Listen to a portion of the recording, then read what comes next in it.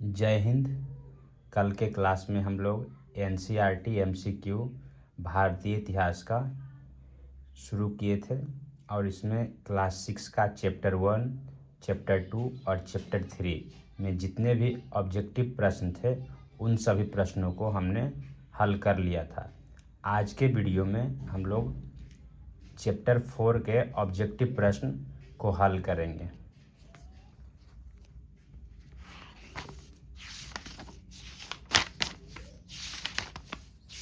ये सभी प्रश्नों को हमने हल कर लिया था और चैप्टर 4 में देखिएगा प्रश्न संख्या 12 तक हम लोग पिछले वीडियो में किए थे। आज प्रश्न संख्या 13 से शुरू करेंगे। पहला इसमें देखिए कथन है, हड़प्पा के नगरों में सूत कताई का काम होता था। कारण, मेहरगढ़ में कपास की खेती होती थी। इसमें देखिएगा कौन सा कथन सही है। कथन ए और कारण दोनों सही है या फिर ए सही है आर गलत है, ए गलत है आर सही है। तो इसमें देखिएगा कथन ए सही है कि हड़प्पा के नगरों में सूत कताई का काम होता था और कारण मेहरगढ़ में कपास की खेती होती थी, दोनों सही है। परंतु आर ए का सही स्पष्टीकरण नहीं है, इसलिए हो जाएगा ऑप्शन नंबर बी। प्रश्न संख्या 14, हड़प्पा में मिट्टी के बर्तनों पर सामान्यतः किस रंग का उपयोग किया गया था? तो इसमें देखिएगा लाल, हरा, पांडु या फिर नीला। तो हड़प्पा में देखिएगा जो बर्तन मिला है तो बर्तन में देखिएगा जो बर्तन के ऊपरी सतह है, ऊपरी सतह पर लाल रंग का प्रयोग किया गया था और नीचे जो अंदर वाला सतह था उस पर काला रंग का प्रयोग किया गया था। तो ऑप्शन में देखिए सिर्फ लाल दिया गया, इसलिए इसका हो जाएगा ऑप्शन नंबर ए। प्रश्न संख्या 15, हड़प्पा काल में प्रयोग किए जाने वाले फ्रेयॉन्स के संदर्भ में निम्नलिखित कथनों पर विचार कीजिए। कथन 1, इस काल में फ्रेयॉन्स से मनके, चूड़ियाँ, बाले और छोटे बर्तन बनाए जाते थे। इसका देखिएगा कथन 2, इस काल में प्रयोग होने वाले पत्थर और शंख जहाँ प्राकृतिक रूप से पाए जाते थे वहीं फ्रेयॉन्स को कृत्रिम रूप से तैयार किया जाता था। उपयुक्त में से कौन सा कथन सही है? 1, 2, 1 और 2 दोनों, न तो 1 और न ही 2। तो इसमें देखिए कथन 1 भी सही है और कथन 2 भी सही है। जो फ्रेयॉन्स होता था, फ्रेयॉन्स को कृत्रिम रूप से तैयार किया जाता था। चलिए प्रश्न संख्या 16, इसमें देखिएगा हड़प्पा सभ्यता में जो आयतित वस्तुएं थी और स्थान दोनों को मैच करना। इससे पहला इसमें दिया हुआ है तांबा। तांबा का आयात होता था देखिए राजस्थान से।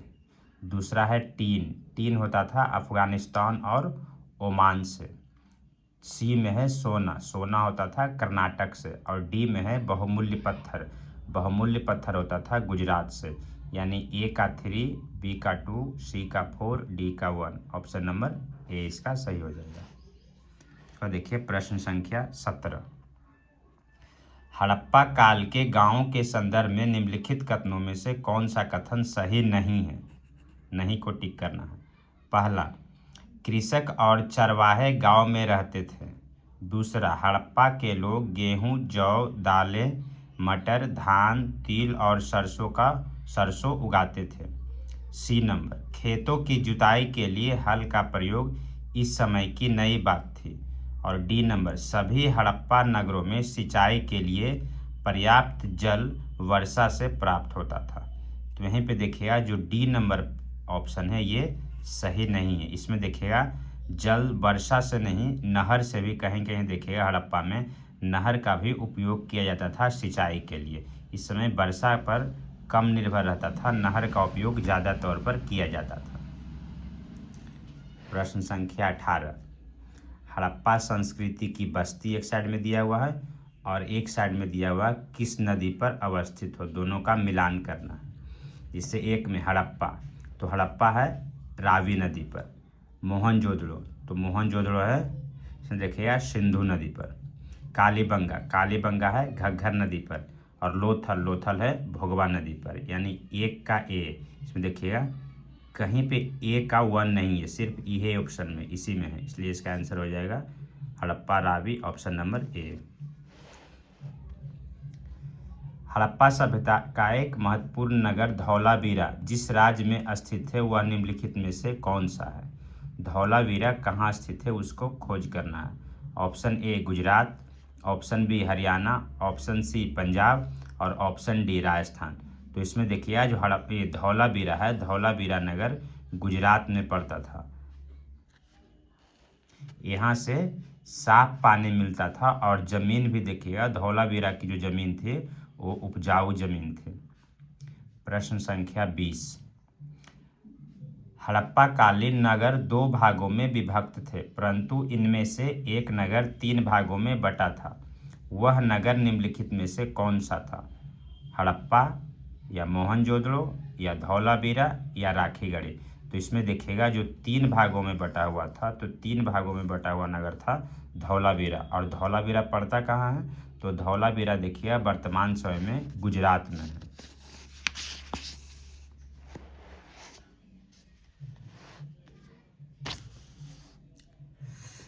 प्रश्न संख्या 21, हड़प्पा का लोथल नगर निम्नलिखित में से किस राज्य में स्थित है? पहला हरियाणा, दूसरा पंजाब, तीसरा राजस्थान, चौथा गुजरात। तो इसमें देखिए जो लोथल है, लोथल पड़ता है गुजरात में। यहाँ पे देखिए पंजाब भी दिया हुआ है, हरियाणा दिया हुआ है, राजस्थान। राजस्थान का देखिएगा जो हड़प्पा स्थल था वो था कालीबंगा। कालीबंगा पड़ता था राजस्थान में, लोथल पड़ता है गुजरात में। प्रश्न संख्या 22, लोथल नगर के संदर्भ में निम्नलिखित में से कौन सा कथन सही नहीं है? कथन 1, यह गुजरात में माही नदी के किनारे बसा है। बी, यहाँ एक बंदरगाह भी था। सी, इस नगर में एक भंडार गृह भी था। और डी, यहाँ से एक इमारत मिली है जहाँ मनके बनाने का काम होता था। तो ऑप्शन नंबर देखिएगा ए में लिखा हुआ है यह गुजरात में माही नदी। जी नहीं, लोथल माही नदी पर नहीं था, लोथल देखिएगा तो लोथल था भोगवा नदी, साबरमती की सहायक नदी थी भोगवा नदी, और उसी के तट पर लोथल स्थित था। इसलिए देखिए ये वाला गलत हो जाएगा। चलिए प्रश्न संख्या 23, हड़प्पा कालीन मुहर जिसको बोलते थे मुद्रा और मुहरबंदी के संदर्भ में निम्नलिखित कथनों पर विचार कीजिए। कथन 1, मुहर का प्रयोग सामान से भरे उन डब्बों या थैलों को चिन्हित करने के लिए किया जाता था जो एक जगह से दूसरी जगह भेजे जाते थे। कथन 2, शासक वर्ग द्वारा प्रचलित मुहर को बंद करना मुहरबंदी कहलाता था। उपयुक्त में से कौन सा कथन सही है? तो इसमें देखिए जो कथन 1 है, उस समय सामान का जो पैकिंग होता था, पैकिंग के ऊपर मुहर किया जाता था ताकि पता चले कि बीच में कहीं भी सामान को खोला नहीं गया, पैक रहता था। तो उससे साफ साफ इंडिकेट हो जाता था कि सामान की कहीं पे खोलकर चेक नहीं किया गया है। और दूसरा इसमें देखिएगा शासक वर्ग द्वारा प्रचलित मुहर को बंद करना मुहरबंदी कहलाता था। ये कथन गलत है, यानी सही कौन हो जाएगा? केवल 1। हड़प्पा सभ्यता के अंत के विषय में विभिन्न विद्वानों के विभिन्न तर्क हैं। इन तर्कों में निम्नलिखित में से कौन सा सुमेलित है? पहला है नदियों का सूखना, दूसरा है जंगलों का विनाश होना, तीसरा है शासकों का नियंत्रण समाप्त हो जाना। नीचे दिए गए कूट में से सही उत्तर चुनिए। तो देखिए हड़प्पा सभ्यता के अंत किस तरह से हुआ, उसमें देखिएगा विवाद का विषय है। बहुत से विद्वानों का मानना है कि नदी का सूखने के कारण हड़प्पा सभ्यता का अंत हो गया। बहुत लोगों का मानना है जंगलों का विनाश होने के कारण हड़प्पा सभ्यता का अंत हो गया। कुछ विद्वान का मानना है कि शासकों का नियंत्रण समाप्त हो जाने से भी इस सभ्यता का अंत हो गया। कुछ विद्वानों का मानना है कि बाढ़ आ जाने के कारण इस सभ्यता का अंत हो गया था। तो इसमें देखिएगा हो जाएगा ऑप्शन नंबर डी, 1, 2 और 3 सभी सही है। यहाँ से देखिएगा चैप्टर 5 शुरू हो जाता है, इसको अगले वीडियो में करेंगे। यहीं तक था चैप्टर 4। अब यहाँ से देखिएगा चैप्टर 5 है, क्या बताती है हमें किताबें और कब्रें, इसको अगले वीडियो में